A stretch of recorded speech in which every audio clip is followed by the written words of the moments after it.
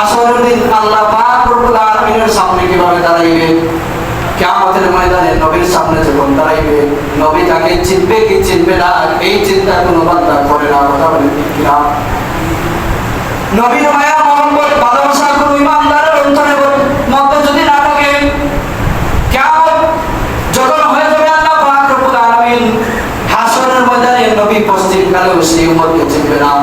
কারণ দুনিয়ার জমিনের মধ্যে থাকা অবস্থায় নবীর ভালোবাসা তার অন্তরের মধ্যে ছিল না, নবীর ভালোবাসা তার অন্তরের মধ্যে নাই, যার কারণে কিয়ামতের ময়দানে আল্লাহর নবী তাকে চিনবে না।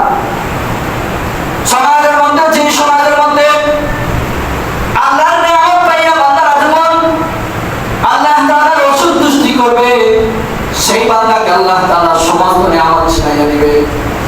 সেই বান্দাকে যত পরিমাণ আল্লাহ তাআলা নিয়ামত দান করুন, 10টা বিল্ডিং এর মালিক বানাইছে, 10টা গাড়ির মালিক বানাইছে, 10 কোটি টাকার মালিক বানাইলো, আর সেই বান্দা যদি আল্লাহ তাআলার শুকরিয়া আদায় করে আল্লাহ তাআলার উপরে সন্তুষ্ট থাকে, সেই বান্দাকে মরণ পর্যন্ত আল্লাহ তাআলা তার নিয়ামত ছিনাইয়া দিবে না।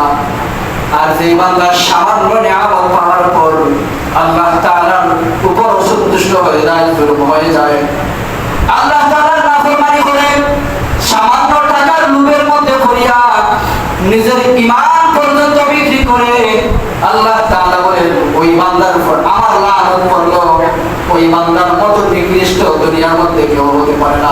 নাউজুবিল্লাহ। কেন হতে পারে না? তাহলে আমি নিয়ামত দিয়েছি, নিয়ামত পাইয়া সে আমার নিয়ামতের শুকরিয়া আদায় করে নাই। দুনিয়ার জমিনের মধ্যে যে বান্দা যত কিছু নিয়ামত পায়, নিয়ামত পাইতে পাইতে বান্দা আরো চায়, আরো চায়, পাওয়ার কোনো শেষ নাই, পাওয়ার কোনো শেষ নাই। কিন্তু দুনিয়ার জমিনের মধ্যে আল্লাহ তাআলা বলেন যে সমস্ত বান্দারা নিয়ামত পাইল না, নিয়ামত না পেয়ে আমার শুকরিয়া আদায় করলো, জান্নাতের মধ্যে আমি তাদেরকে ডবল নিয়ামত দান করব। বুঝে থাকলে বলেন তো, দুনিয়ার জমিনের মধ্যে সবাই বাদশাহী পায়নি, সবাই ক্ষমতা পায় না, সবাই সব রকম নিয়ামত পায় না, সবাই ধন সম্পত্তির মালিক হয় না, সবাই উঁচু উঁচু দলান বিল্ডিং এর মালিক হতে পারে না। কেউ কেউ ঘুরে ঘুরের মধ্যে তাকিয়া আল্লাহ তাআলাকে ডাকে, আবার কেউ কেউ 10 তলা বিল্ডিং এর মধ্যে তাকিয়া আল্লাহ তাআলাকে ডাকতে। আবার কিছু বান্দা আছে আল্লাহ তাআলার নিয়ামত পাওয়ার পরেও আল্লাহ তাআলাকে ডাকবে না, আল্লাহ তাআলার নিয়ামত পাওয়ার পরেও আল্লাহ তাআলাকে ডাকবে না। তাদেরকে আল্লাহ তাআলা কি করবেন? দুনিয়ার জমিনের মধ্যে তাদের সমস্ত কিছু নিয়ামত একদিন ছিনাইয়া নেবেন, দুনিয়ার জমিনের মধ্যে বেঞ্চন করবেন, তার সম্মানের মধ্যে মান সম্মানী হবে, সমাজের মধ্যে কোনো সম্মান থাকবে না, সমাজের মধ্যে তার কোনো নামই থাকবে না, এমনকি তার কোনো চিহ্ন বিচ্ছিন্ন কোনো কিছুই দুনিয়ার জমিনের মধ্যে থাকবে না। দুনিয়ার সমস্ত মানুষ তাকে লানত দেওয়া শুরু করবে। নাউজুবিল্লাহ। লানত কেন দেবে? আল্লাহর নিয়ামতকে অসন্তুষ্টি করার কারণে দুনিয়ার সমস্ত মানুষ তার লানত দিবে। আর যে সমস্ত বান্দারা নিয়ামতের শুকরিয়া আদায় করে, ফেরেশতা পর্যন্ত তাদের জন্য দোয়া করে, এমনকি দুনিয়ার জমিন থেকে ইন্তেকালের পরেও দুনিয়ার মানুষ পর্যন্ত তাকে আফসোস করে, দুনিয়ার মানুষ পর্যন্ত তাকে নিয়ে আফসোস করে, অমুক জায়গায় অমুক এক আল্লাহর বান্দা ছিল, সেই বান্দা আল্লাহর নিয়ামতের শুকরিয়া আদায় করত, সেই বান্দা সব সময় মানুষকে সাহায্য করত, সেই বান্দা সব সময় মানুষকে সান্ত্বনা দিত, মানুষের সাথে ভালো আচরণ করত, কোনো মানুষের সাথে বেঈমানি করত না, কোনো মানুষের সাথে ঝগড়া করত না, কোনো মানুষের সাথে হিংসা নিন্দা করত না। এমন মানুষ ইন্তেকালের পরেও হাজার হাজার বছর পর্যন্ত মানুষ তাদেরকে মনে রাখে। কথা বলেন ঠিক কিনা? কেন মনে রাখে? ওরা আল্লাহর নিয়ামত যা পেয়েছে তা নিয়েই শুকরিয়া আদায় করে। অশুকরিয়া, অসন্তুষ্টি কোনো আল্লাহর অসন্তুষ্টতা হয় না। যাই আল্লাহ তাআলা তাকে দিয়েছেন, আল্লাহ তাআলার উপরে সন্তুষ্ট থাকে, শুকরিয়া আদায় করে, যার কারণে দুনিয়ার মানুষ হাজার হাজার বছর পর্যন্ত সেই বান্দার জন্য দোয়া করতে থাকে। আর যে বান্দার জন্য দুনিয়ার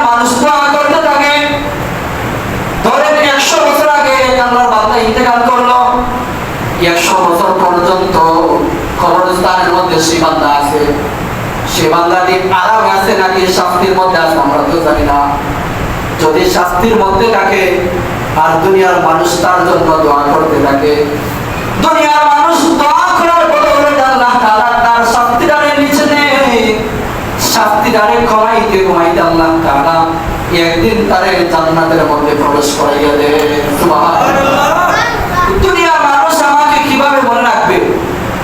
দুনিয়ার মানুষ কখন আমাকে মনে রাখবে? আমি যখন দুনিয়ার মধ্যে ভালো আচরণ করব, ভালো কাজ করব, নেক কাজ করব, মানুষদের সাথে সুন্দরভাবে নম্রভাবে কথা বলবো, মানুষদের সাথে আদবের সহিত আমি উঠা বসা করব, তখন দুনিয়ার মানুষ আমাকে নিয়ে দোয়া করবে। আল্লাহ ইন্তেকালের পর আমার রাজাকে উসিলা মানুষ করবে, নিজের সন্তান স্ত্রীরা তো করবে, বরং নিজের বাহিরের লোকেরাও তোমার জন্য দোয়া করবে। আর তুমি যদি 2 নম্বরে কাজ করো, বেঈমানি করো, চুগলখড়ি করো, মানুষের সাথে নষ্টামি করো, ফাজলামি করো, মানুষদের সাথে যদি খারাপ কাজ করো, খারাপ ভাবে কথা বলো, তাইলে তো তোমার জন্য মানুষ দোয়া করবে না, বরঞ্চ মানুষ তোমার জন্য জাহান্নামে তোমাকে আল্লাহ তাআলা আরো কঠিন শাস্তি দেয়, এই দোয়া করবে। নাউযুবিল্লাহ। আসসালামু আলাইকুম ওয়া রাহমাতুল্লাহি ওয়া বারাকাতুহু। আলহামদুলিল্লাহ الذي جعل الشمس والقمر حسبان والنجم والشجر يسجدان وفضل زمانا على زمان كما فضل مكانا على مكان وإنسانا على إنسان ونشهد أن لا إله إلا الله وحده لا شريك له ونشهد أن سيدنا وسندنا وحبيبنا وحبيب ربنا وطبيبنا وطبيب قلوبنا وأولانا ومولانا محمدا عبده ورسوله صلى الله عليه وعلى آله وأصحابه وبارك وسلم تسليما كثيرا كثيرا.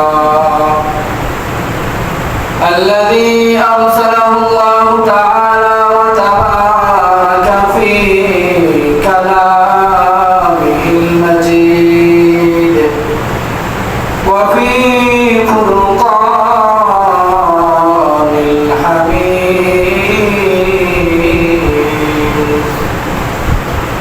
أما بعد فأعوذ بالله من الشيطان الرجيم. بسم الله الرحمن الرحيم. إن الله وملائكته يصلون على النبي يا أيها الذين آمنوا صلوا عليه وسلموا تسليما. اللهم صل على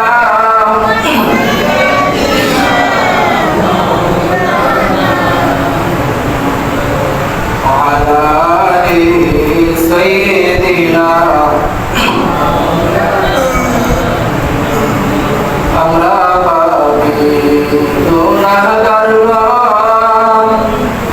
নবীজি আপনায় ছিলাম না কারণে যশোরে আল্লাহুম্মা সাল্লি আলা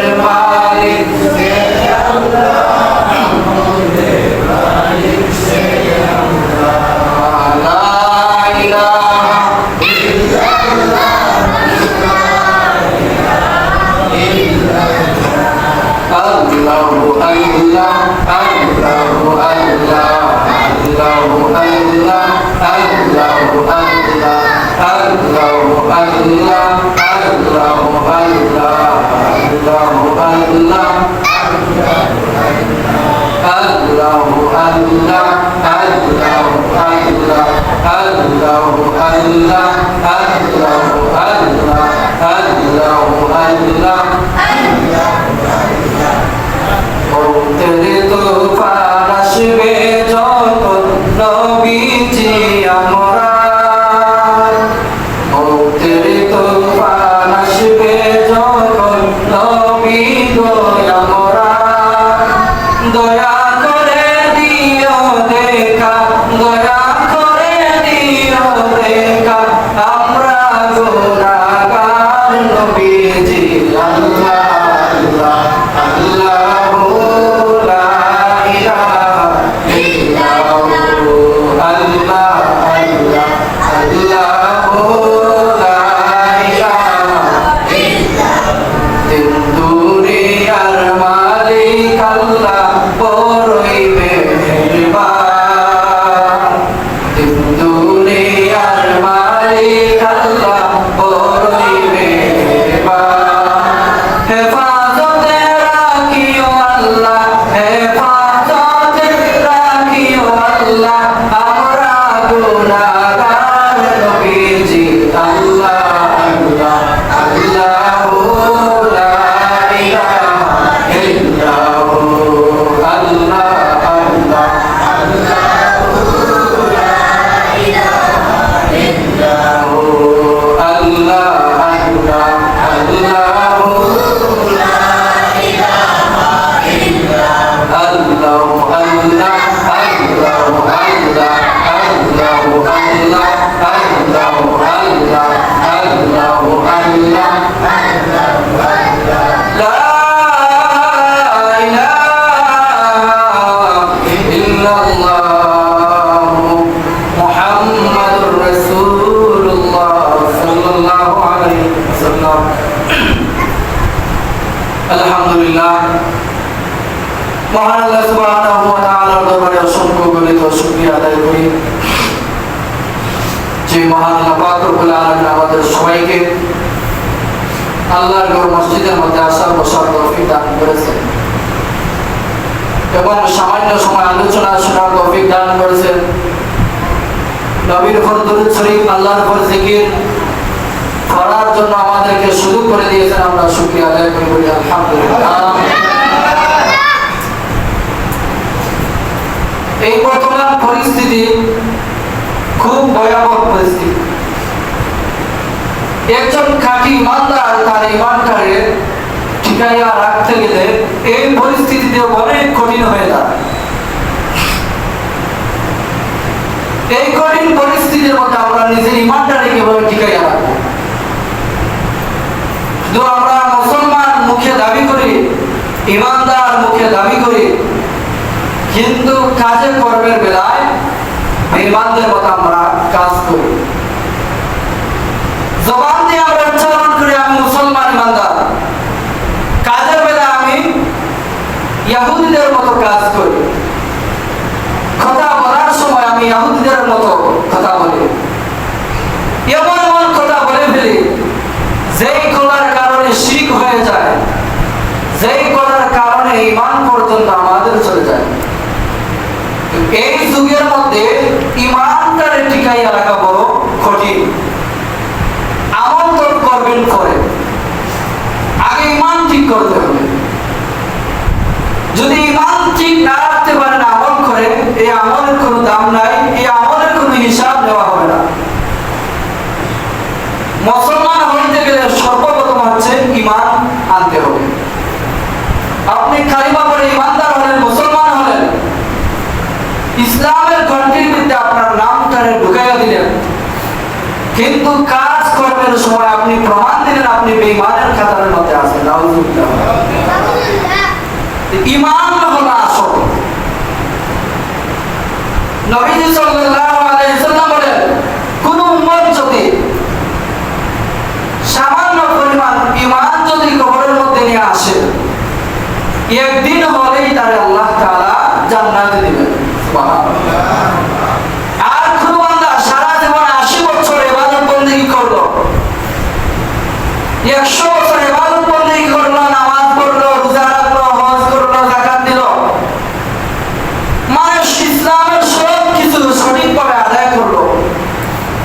কিন্তু মরণের আগে বেঈমান হয়ে মারা গেল, তাহলে তার সমস্ত ইবাদত বন্দেগী কি হলো? বরবাদ হয়ে গেল। কিসের কারণে? ঈমান না থাকার কারণে। ঈমান হলো এমন এক জিনিস, যদি কোনো বান্দা ঈমানটাকে মরণ পর্যন্ত টিকায় রাখতে না পারে, সেই বান্দার সমস্ত ইবাদত বন্দেগী বরবাদ হয়ে যাবে। মুসলমানের ঈমান কিভাবে যায়? মুসলমানের ঈমান যায় শিরক করার কারণে, বেঈমানি করার কারণে। মুসলমানের ঈমান যায় মানুষের সাথে ঝগড়া করার কারণে, হিংসা করার কারণে, চুগলখড়ি করার কারণে, খারাপ কাজ করার কারণে মুসলমানদের ঈমানের মধ্যে ভেজাল ঢুকে যায়। আল্লাহ পাক রব্বুল আলামিন কুরআনের মধ্যে বলেন, যালিকা বিআন্নাল্লাহ লাম ইয়াকুন গায়রা নি'মা আনআমা আলা কওমিন হাত্তা ইউগাইয়িরু মা বিআনফুসিহিম ওয়া আন্নাল্লাহা সামিউন আলীম। যতক্ষণ পর্যন্ত কোন জাতি তার দিক দিয়ে তার জীবনটারে যদি পরিবর্তন না করে, আমি আল্লাহ তাআলা তার জীবনটারে পরিবর্তন করে দেব না। এই আয়াতের মধ্যে বোঝা যায় কোন ঈমানদার যদি তার ঈমানটারে সে যদি টিকায় রাখতে না পারে, কোন ঈমানদার যদি দুনিয়ার জমিনের মধ্যে তার জীবনটারে পরিবর্তন করতে না পারে, তাইলে আল্লাহ তাআলা তার জীবনকে পরিবর্তন করে দেবেন না। প্রত্যেক ঈমানদার মুসলমান তার জীবনটারে সে পরিবর্তন করতে হবে। জীবনটারে যতক্ষণ পর্যন্ত বান্দা পরিবর্তন করবে না, সেই বান্দার উপর আল্লাহ তাআলার রহমত পশ্চিমকালেও আসবে না। পশ্চিমকালেও তার জীবনের মধ্যে পরিবর্তন আসবে না। কেন আসবে না? তার জীবনটারে পরিবর্তন যদি না করে। এখন আসেন, জীবনটারে পরিবর্তন কিভাবে করবো আর কেন করবো? মুসলমান ঈমানদার আল্লাহর গোলাম, মুসলমানের ঈমানদার যারা ঈমানদার আছে তাদের ঈমানটারে আরো বেশি মজবুত করতে হবে। কারণ সামনে এমন এক পরিস্থিতি আসতেছে, মুসলমানদের ঈমান ইহুদিরা বেঈমানেরা টাকার লোভে দেখাইয়া, টাকার লোভ দেখাইয়া, সম্পদ লোভ দেখাইয়া ইহুদিরা মুসলমানদের ঈমান বিক্রি করে নেবে।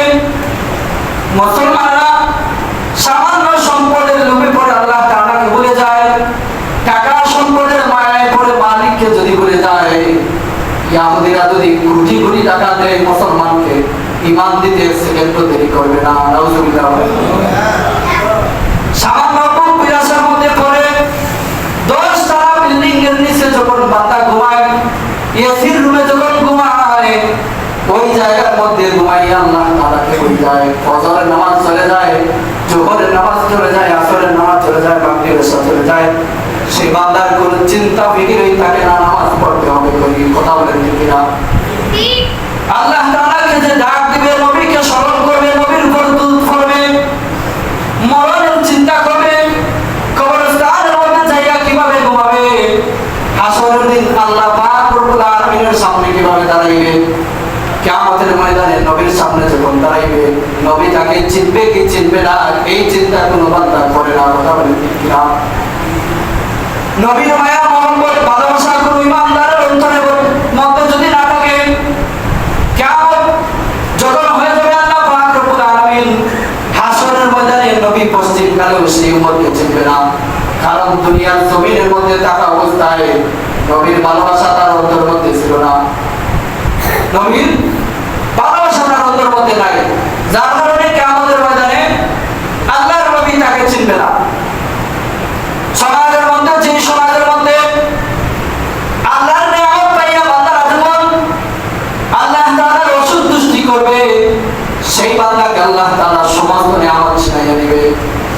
সেই বান্দাকে যত পরিমাণ আল্লাহ তাআলা নিয়ামত দান করুন, 10 তলা বিল্ডিং এর মালিক বানাইছে, 10টা গাড়ির মালিক বানাইছে, 10 কোটি টাকার মালিক বানাইলো, আর সেই বান্দা যদি আল্লাহ তাআলার শুকরিয়া আদায় করে, আল্লাহ তাআলার উপর সন্তুষ্ট থাকে, সেই বান্দাকে মরণ পর্যন্ত আল্লাহ তাআলা তার নিয়ামত ছিনাইয়া দিবে না। আর যেই বান্দা সামান্য নিয়ামত পাওয়ার পর আল্লাহ তাআলার উপর অসন্তুষ্ট হয়ে যায়, জুলুম হয়ে যায়, আল্লাহ তাআলার নাফরমানি করে, সামান্য টাকার লোভের মধ্যে পড়িয়া নিজের ঈমান পর্যন্ত বিক্রি করে, আল্লাহ তাআলা বলেন ওই বান্দার উপর আমার লানত পড়লো, ওই বান্দার মতো নিকৃষ্ট দুনিয়ার মধ্যে কেউ হতে পারে না। নাউজুবিল্লাহ। কেন হতে পারে না? তাহলে আমি নিয়ামত দিয়েছি, নিয়ামত পাইয়া সে আমার নিয়ামতের শুকরিয়া আদায় করে নাই। দুনিয়ার জমিনের মধ্যে যেই বান্দা যত কিছু নিয়ামত পায়, নিয়ামত পাইতে পাইতে বান্দা আরো চায়, আরো চায়, পাওয়ার কোনো শেষ নাই, পাওয়ার কোনো শেষ নাই। কিন্তু দুনিয়ার জমিনের মধ্যে আল্লাহ তাআলা বলেন যে সমস্ত বান্দারা নিয়ামত পাইল না, নিয়ামত না পেয়ে আমার শুকরিয়া আদায় করলো, জান্নাতের মধ্যে আমি তাদেরকে ডবল নিয়ামত দান করব। বুঝে থাকলে বলেন তো, দুনিয়ার জমিনের মধ্যে সবাই বাদশাহী পায়নি, সবাই ক্ষমতা পায় না, সবাই সব রকম নিয়ামত পায় না, সবাই ধন সম্পত্তির মালিক হয় না, সবাই উঁচু উঁচু দলান বিল্ডিং এর মালিক হতে পারে না। কেউ কেউ ঘুরে ঘুরের মধ্যে তাকিয়ে আল্লাহ তাআলাকে ডাকে, আবার কেউ কেউ 10 তলা বিল্ডিং এর মধ্যে তাকিয়ে আল্লাহ তাআলাকে ডাকতে। আবার কিছু বান্দা আছে আল্লাহ তাআলার নিয়ামত পাওয়ার পরেও আল্লাহ তাআলাকে ডাকবে না। আল্লাহ তাআলার নিয়ামত পাওয়ার পরেও আল্লাহ তাআলাকে ডাকবে না। তাদেরকে আল্লাহ তাআলা কি করবেন? দুনিয়ার জমিনের মধ্যে তাদের সমস্ত কিছু নিয়ামত একদিন ছিনাইয়া নেবেন, দুনিয়ার জমিনের মধ্যে বেজ্জত করবেন, তার সম্মানের মধ্যে মান সম্মানী হবে, সমাজের মধ্যে কোনো সম্মান থাকবে না, সমাজের মধ্যে তার কোনো নামই থাকবে না, এমনকি তার কোনো চিহ্ন বিচ্ছিন্ন কোনো কিছুই দুনিয়ার জমিনের মধ্যে থাকবে না। দুনিয়ার সমস্ত মানুষ তাকে লানত দেওয়া শুরু করবে। নাউজুবিল্লাহ। লানত কেন দেবে? আল্লাহর নিয়ামতকে অসন্তুষ্টি করার কারণে দুনিয়ার সমস্ত মানুষ তার লানত দিবে। আর যে সমস্ত বান্দারা নিয়ামতের শুকরিয়া আদায় করে, ফেরেশতা পর্যন্ত তাদের জন্য দোয়া করে, এমনকি দুনিয়ার জমিন থেকে ইন্তেকালের পরেও দুনিয়ার মানুষ পর্যন্ত তাকে আফসোস করে, দুনিয়ার মানুষ পর্যন্ত তাকে নিয়ে আফসোস করে, অমুক জায়গায় অমুক এক আল্লাহর বান্দা ছিল, সেই বান্দা আল্লাহর নিয়ামতের শুকরিয়া আদায় করত, সেই বান্দা সব সময় মানুষকে সাহায্য করত, সেই বান্দা সব সময় মানুষকে সান্ত্বনা দিত, মানুষের সাথে ভালো আচরণ করত, কোনো মানুষের সাথে বেঈমানি করত না, কোনো মানুষের সাথে ঝগড়া করত না, কোনো মানুষের সাথে হিংসা নিন্দা করত না। এমন মানুষ ইন্তেকালের পরেও হাজার হাজার বছর পর্যন্ত মানুষ তাদেরকে মনে রাখে। কথা বলেন ঠিক কিনা? কেন মনে রাখে? ওরা আল্লাহর নিয়ামত যা পেয়েছে তা নিয়েই শুকরিয়া আদায় করে। অশুকরিয়া, অসন্তুষ্টি কোনো আল্লাহর অসন্তুষ্টতা হয় না। যাই আল্লাহ তাআলা তাকে দিয়েছেন, আল্লাহ তাআলার উপরে সন্তুষ্ট থাকে, শুকরিয়া আদায় করে, যার কারণে দুনিয়ার মানুষ হাজার হাজার বছর পর্যন্ত সেই বান্দার জন্য দোয়া করতে থাকে। আর যে বান্দার জন্য দুনিয়ার মানুষ দোয়া করতে থাকে, ধরেন 100 বছর আগে আল্লাহর বান্দা ইন্তেকাল করলো, 100 বছর পর্যন্ত কবরস্থানের মধ্যে সেই বান্দা আছে, সে বান্দাটি আরামে আছে নাকি শাস্তির মধ্যে আছে আমরা তো জানি না। যদি শাস্তির মধ্যে থাকে আর দুনিয়ার মানুষ তার জন্য দোয়া করতে থাকে, দুনিয়ার মানুষ দোয়া করার বদলে আল্লাহ তাআলা তার শাস্তিটারে নিচে নেয়, শাস্তিটারে কমাইতে কমাইতে আল্লাহ তাআলা একদিন তারে জান্নাতের মধ্যে প্রবেশ করাইয়া দেয়।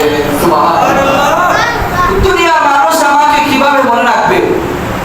দুনিয়ার মানুষ কখন আমাকে মনে রাখবে? আমি যখন দুনিয়ার মধ্যে ভালো আচরণ করব, ভালো কাজ করব, নেক কাজ করব, মানুষদের সাথে সুন্দরভাবে নম্রভাবে কথা বলবো, মানুষের সাথে আদবের সহিত আমি উঠা বসা করব, তখন দুনিয়ার মানুষ আমাকে নিয়ে দোয়া করবে। আমার ইন্তেকালের পর আমার রাজাকে উসিলা মানুষ করবে, নিজের সন্তান স্ত্রীরা তো করবে, বরং নিজের বাহিরের লোকেরাও তোমার জন্য দোয়া করবে। আর তুমি যদি 2 নম্বরই কাজ করো, বেঈমানি করো, চুগলখড়ি করো, মানুষের সাথে নষ্টামি করো, ফাজলামি করো, মানুষদের সাথে যদি খারাপ কাজ করো, খারাপ ভাবে কথা বলো, তাইলে তো তোমার জন্য মানুষ দোয়া করবে না, বরঞ্চ মানুষ তোমার জন্য জাহান্নামে তোমাকে আল্লাহ তাআলা আরো কঠিন শাস্তি দেয়, এই দোয়া করবে। নাউজুবিল্লাহ।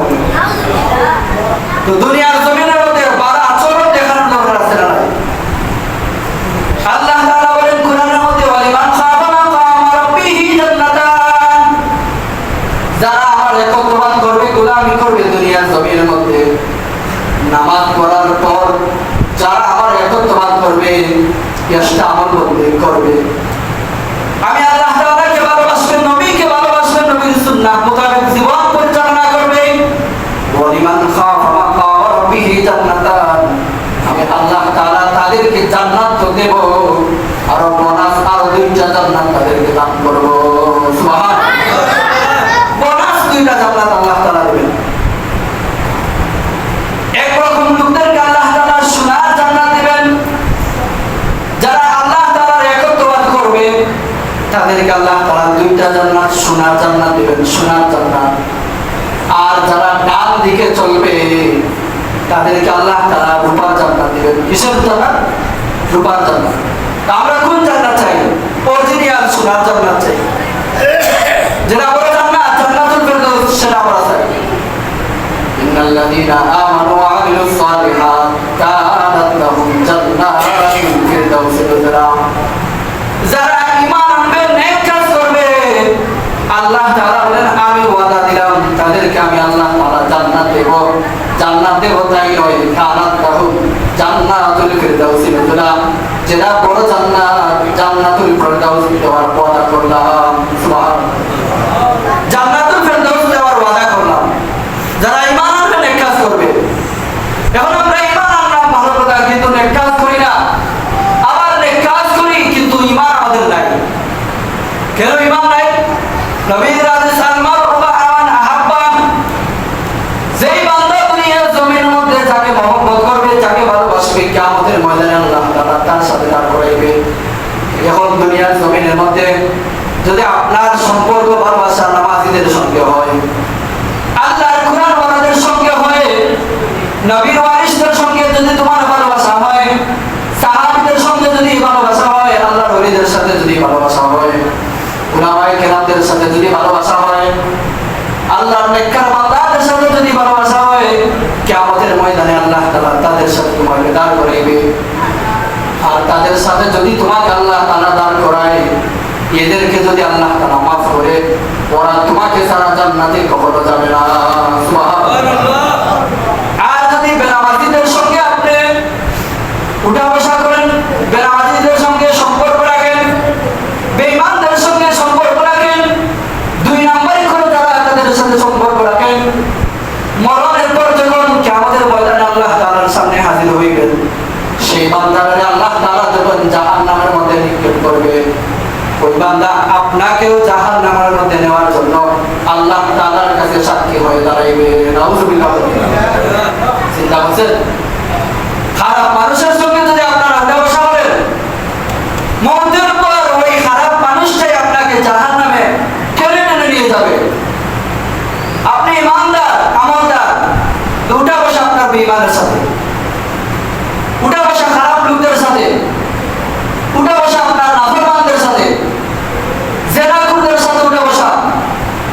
কিয়ামতের দিন জেনাকুরকে আল্লাহ তাআলা যখন ডাক দিবে, জেনাকুর বলবে, মালিক আমি তো জেনা করেছি, আমাকে জাহান্নামের মধ্যে দিয়ে দাও। আমাকে যদি জান্নাত না দাও, জাহান্নামে দিয়ে দাও, তবে শর্ত আছে। শর্তটা কি? দুনিয়ার জমিনের মধ্যে আমার বন্ধু ছিল, আমার সাথে সে উঠা বসা করছে, আমার সাথে মহব্বত ছিল, সে চাইলেই তো আমাকে জেনা থেকে বাঁচাইতে পারতো, চাইলেই তো সে আমাকে নামাজের দাওয়াত দিতে পারতো, চাইলেই তো সে ইসলামের দিকে আমাকে দিতে পারতো, কিন্তু সে আমাকে নেয় নাই। সে আমাকে জেনা করার বুদ্ধি দিয়েছে, সে আমাকে খারাপ কাজ করার বুদ্ধি দিয়েছে, দুই নাম্বার কিভাবে করা যায় বুদ্ধি দিয়েছে, চুরি ডাকাতি কিভাবে করা যায়, কিভাবে ভালো করে চুরি করা যায়, মানুষের কাছে ধরা হবে না, সেভাবে আমাকে বুদ্ধি দিয়েছে, যার কারণে আজকে আমাকেও তার সাথে জাহান্নামে দেবে। আপনার আমল বলতে কি ফায়দা হবে? এই আমল বলতে কিন্তু কোনো ফায়দা নাই। এজন্য আল্লাহর নবী বলেন, আলমারু মা মান আহাব্বা, যার সাথে যার মহব্বত থাকবে তার সাথেই তার কিয়ামত হবে। এখন যদি নামাজীদের সঙ্গে আপনার মহব্বত থাকে, নামাজীদের সঙ্গে মহব্বত থাকতে থাকতে একদিন দেখবেন আপনিও নামাজি হয়ে গেছেন। ইমানদারদের সঙ্গে যদি আপনার মহব্বত থাকে, ভালোবাসা থাকে, সম্পর্ক থাকে, একদিন দেখবেন আপনিও ইমানদার হয়ে গেছেন। আর আপনিও যদি ইমানদার হয়ে যান, কিয়ামতের ময়দানে আপনি অবশ্যই জান্নাতে প্রবেশ করতে পারবেন। সুবহানাল্লাহ। জান্নাত এত সোজা, যদি সামান্য কষ্ট সম্ভব করে তোমরা করতে পারো, তাইলে জান্নাত কোনো ব্যাপারই না। নিজের ধন দৌলত সম্পদ যৌবন যদি আল্লাহর রাস্তায় বিলীন করতে পারো, তাইলে জান্নাত তোমার জন্য সহজ। আর যদি নিজের ধন সম্পদ আল্লাহর জন্য ব্যয় করতে না পারো, যৌবনটারে যদি দুনিয়ার ব্যস্ততার মধ্যে ব্যয় করো, তাইলে তোমার জন্য জান্নাত কঠিন হয়ে দাঁড়াবে, জাহান্নাম তোমার জন্য সহজ হবে। এই দুনিয়ার জমিনের মধ্যে মানুষ ভালো কাজ ভালো লাগে না, দেখবেন ভালো কাজের মধ্যে বেশি বাধা আসে, ভালো কাজের মধ্যে বেশি বাধা আসে, কিন্তু খারাপ কাজের মধ্যে মানুষ কোনো বাধা দেয় না। আরো খারাপ কাজের মধ্যে মানুষ চাইলে আরো সহযোগিতা দেয়। ভালো ভালো মানুষ দেখা যায় খারাপ কাজের মধ্যে সহযোগিতা দেয়, ভালো ভালো মানুষ দেখা যায় হঠাৎ করে ভালো জায়গা থেকে খারাপ জায়গার মধ্যে চলে যায়। ইমানদার দেখা যায় অনেক সময় তার আচরণের কারণে, তার কথার কারণে, তার নিজের জীবনের কারণে, চলার মধ্যে ত্রুটি থাকার কারণে ইমানদার মানুষ বেঈমান হয়ে যায়। কথা বলে ঠিক কিনা? চলতে চলতে ইমানদারের চলার কাজটা সহজ করতে হবে। চলার মধ্যে যদি কোনো ত্রুটি থাকে, ইমানদার বেঈমান হয়ে যায়, আমলদার বেআমল হয়ে যায়, মুসলমান অমুসলিম হয়ে যায়। ইহুদিদের সঙ্গে তাদের সম্পর্ক আছে, ওরা ইহুদিদের কাজের মধ্যে চলে যায়, মরণের পর ওই ইহুদিরা তাকে টেনে টেনে শেষরাইয়া জাহান্নামের মধ্যে নিক্ষেপ করবে। নাউযুবিল্লাহ। তো আমরা মহব্বত রাখবো কাদের সাথে? আল্লাহ ওয়ালাদের সাথে মহব্বত রাখবো। নবীর মহব্বত থাকতে হবে, আল্লাহর মহব্বত থাকতে হবে, সাহাবাদের মহব্বত থাকতে হবে। যারা নবী এবং আল্লাহকে ভালোবাসে তাদেরকে ভালোবাসতে হবে। তাইলে কিয়ামতের ময়দানে আল্লাহ তাআলা তাদের সাথে হাসর করাইবেন। আর তাদের সাথে যদি সত্যবাদীদের সঙ্গে হাসর হয়ে যায়, আল্লাহ তাআলা সত্যবাদীদের উসিলা নিয়ে তোমাকে জান্নাত দিতে পারে। তো আমরা ভালো কাজও করি না, ভালো মানুষকেই ভালোবাসি না, খারাপ কাজ করি, খারাপ মানুষদেরকে আমাদের ভালো লাগে, অন্যায় যারা করে আমরা তাদেরকে আশ্রয় দিই, ন্যায় পক্ষে যারা কথা বলে তাদের সাথে আমরা রুখে দাঁড়াই, তাদের বিরুদ্ধে আমরা কথা বলি। এই হচ্ছে আমাদের সমাজের অবস্থা। এমন যদি করি আমরা পশ্চিম কালেও ইমানদার হতে পারবো না। আর যারা ইমানদার না হতে পারবে, ওরা পশ্চিম কালেও আমলদার হতে পারবে না। আগে ইমান ঠিক করতে হবে, তারপরে আমল। আমলদারের ইমান ঠিক নাই, আমলের কোনো দাম নাই। যে আমলদারের ইমান ঠিক, সেই আমলদারের আমলের দাম আছে। আল্লাহ পাক রব্বুল আলামিন যেন সবাইকে আগে ইমান ঠিক করার তৌফিক দান করেন, তারপরে আমলের জজবা যেন বাড়াইয়া দেয়। এই তৌফিক যেন আল্লাহ পাক রব্বুল আলামিন সবাইকে দান করেন। আমরা সবাই বলি আমিন। ওয়া আখিরু দাওয়ানা আলহামদুলিল্লাহি রাব্বিল আলামিন। সাল্লাল্লাহু আলা সাইয়্যিদিনা মাওলানা মুহাম্মদ ওয়া আলা আলিহি ওয়া আসহাবিহি ওয়া সাল্লাম। সাল্লাল্লাহু আলা সাইয়্যিদিনা মাওলানা মুহাম্মদ ওয়া আলা আলিহি ওয়া আসহাবিহি ওয়া সাল্লাম। আস্তাগফিরুল্লাহ ইন্নাল্লাহা গফুরুর রহিম। আস্তাগফিরুল্লাহ রাব্বি মিন কুল্লি যামবিন ওয়া আতুবু ইলাইহি। ولا حول ولا قوة إلا بالله العلي العظيم. سبحان الله وبحمده سبحان الله العظيم. لا إله إلا الله محمد رسول الله صلى الله عليه وسلم. اللهم آمين. الحمد لله رب العالمين والعاقبة للمتقين والصلاة والسلام على سيد أشرف الأنبياء والمرسلين وعلى آله وأصحابه أجمعين. ربنا آتنا في الدنيا حسنة وفي الآخرة حسنة وقنا عذاب النار. رب العالمين يا أرحم الراحمين পবিত্র মাহফিল আমরা গুনাহগার বিক্ষুকের বেশি খানদার বেশি আপনার কাছে হাত পাইলাম পারি। আল্লাহ আমাদের জিন্দেগীর সমস্ত গুনাহ মাফ করে দাও। আল্লাহ এই জমানার পরিস্থিতির মধ্যে আমাদের ঈমানকে ঠিক করার তৌফিক দাও। আমাদের মধ্যে জজবা তৈরি করিয়া দাও।